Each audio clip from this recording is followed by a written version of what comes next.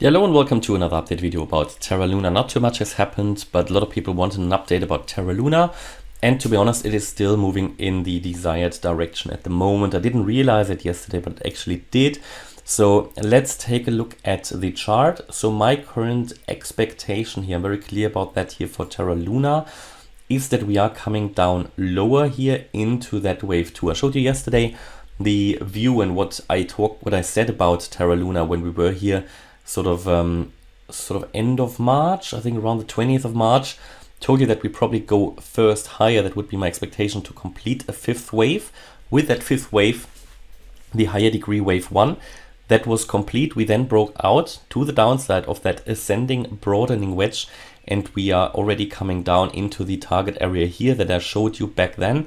So and you can see that this target area for that wave 2, so after a wave 1, which is an impulsive wave moving up very impulsively, that after that you would get a wave 2 which is corrective in nature, yeah, and that is what we are seeing now, an ABC correction, and it is moving into the desired direction, even broke below the 50-day moving average. In fact, let me just redraw those fibs because I did invert them again, so it might be a bit clearer with those numbers, and I can also read out the numbers for you, the target area. So let's draw that, and I have to add the 88.7% fib level. Let me just let me just do that. Just try to find the right.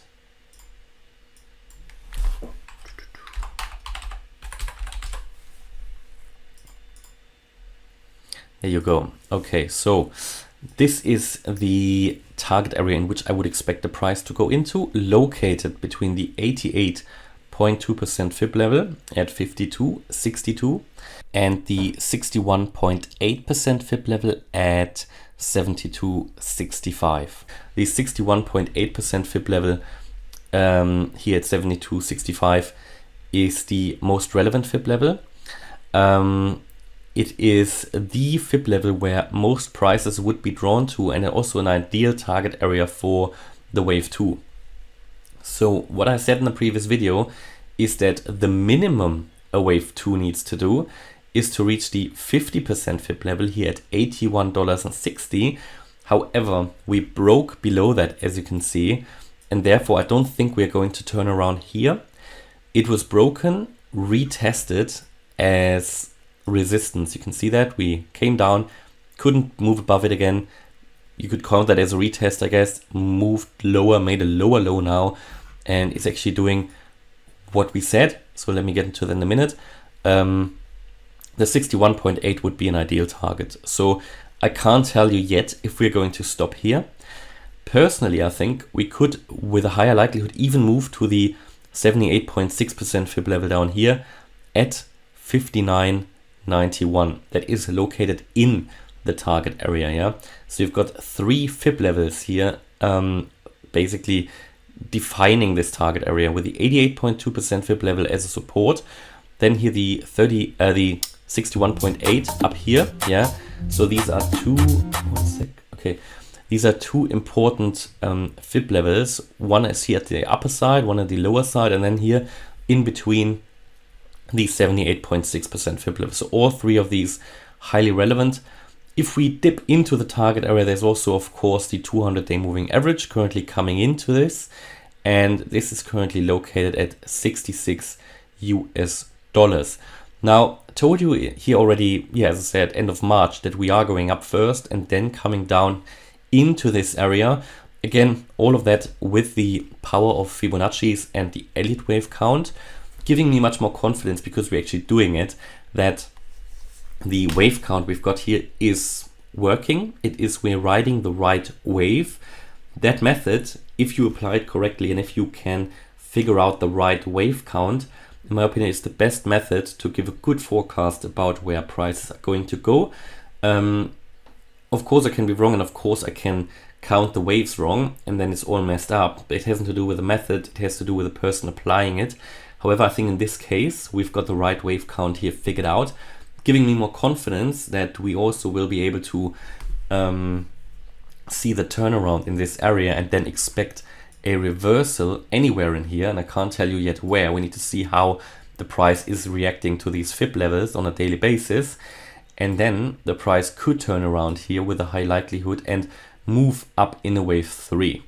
So that wave 3 would be located somewhere up here. Yeah, needs to be the 1.618 fib extension at least of that wave 1.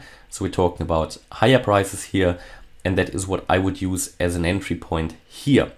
That is currently the bullish scenario for Terra Luna, and it has started to move further into this area here yesterday, where we made another lower low, where we moved down all the way to 79 US dollars. It was all bought up quickly, but here from that bear flag, from that, you could call it I think it would even count, and depending on which time frame you're doing it, but different patterns look different on different time frames, because sometimes you use the wicks, sometimes you don't, but we could count that here in some way as a channel, or even